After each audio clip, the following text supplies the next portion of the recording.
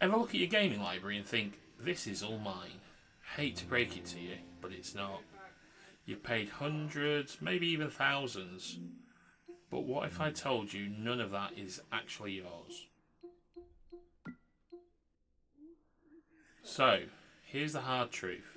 Almost every game you've ever bought on Steam, Epic Game Store, or even on your console is only yours as long as the companies say so.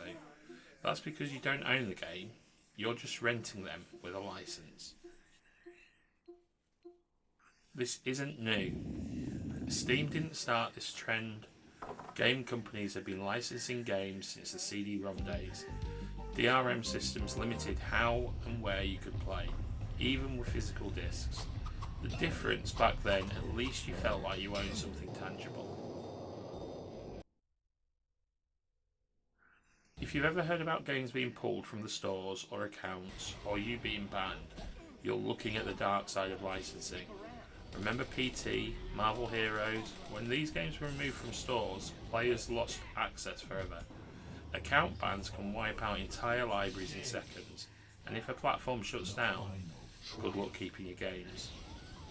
But it's not just Steam, console games too, even physical ones come with a form of licensing. Sure, you own the disc, but the content on it, that's technically licensed, not owned. So if it sounds like it's everywhere, it's because it is. This model snuck in slowly over the years, quietly transforming the industry without most gamers even noticing. The digital convenience of instant downloads made it easy to ignore the fine print. So, why are people only realising this now? For years it didn't matter much. But now we're seeing more account bans, server shutdowns and games disappearing from stores, which means more players are waking up to a fact that their libraries are so precarious.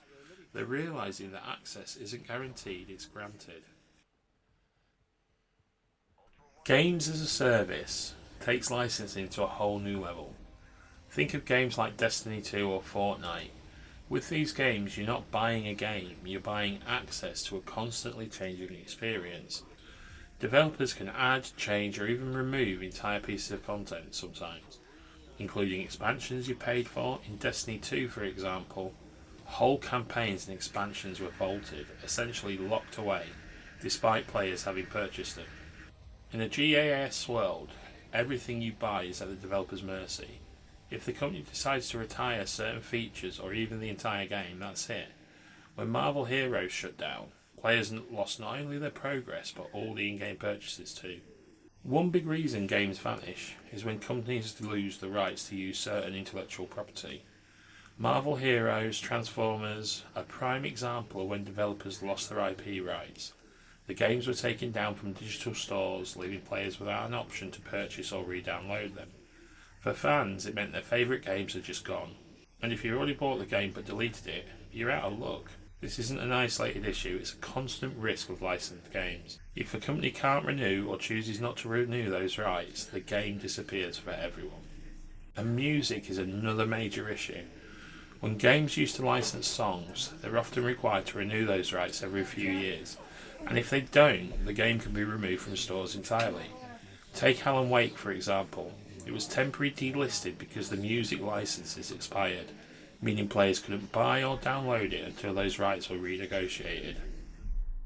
And it's not just indie games or small publishers, even big franchises like Grand Theft Auto have had to remove iconic songs due to expired music rights, leaving players with games that feel a little less complete than before. And one more thing we lose with licensing is the right to resell our games. Back when games were physical, we could resell, trade or lend them to friends, meaning players could recoup some of the cost. But now, with digital licenses, once you've bought it, you're stuck with it. There's no way to recoup funds, which makes trying out new games riskier and more expensive. This means no more trading in older games to buy new ones, or getting some cash back for a game you didn't love. Instead, you're locked into every purchase without any control over what happens to it. It's a big shift that. It leaves players with fewer choices and less flexibility. Now, if you're looking for real ownership, there are exceptions. GOG, for example, offers DRM-free games you can actually own and keep. And let's not forget about retro and physical console games. Those still come close to true ownership. but those options are getting rarer and rarer every year. So, between disappearing content, lost IP, expired music rights, and no real resale options, it's clear that licensing affects us a lot more than just how we access our games. It's reshaping how much control we have over what we buy, and whether we're okay with that is up to us. So, what can we do? If licensing doesn't bother you, that's fine. But if you care about ownership, maybe it's time to think twice. Consider supporting platforms that still let you actually own your games, like GOG. Or maybe it's time to ask these companies why we're paying full price for something that's never fully ours. So next time you look at your library, remember, it's not just Steam, this is the gaming of the 21st century. The question is, are we okay with that? Please check out the Caliber Collective. They're a dynamic team of passionate gamers, creators and streamers dedicated to levelling up the gaming experiences for audiences everywhere. They're united by a shared love for immersive, action-packed gameplay. Check out their details in my description. They're always setting up competitive FPS battles, tactical meal sim games and challenges, and intense extraction shooter extravaganzas. Let us know in the comments, have you lost access to a game you owned, or you thought you owned? Or do you prefer DRM-free options? Hit subscribe for more of the hidden side of gaming, and always, thanks for watching. Toodaloo!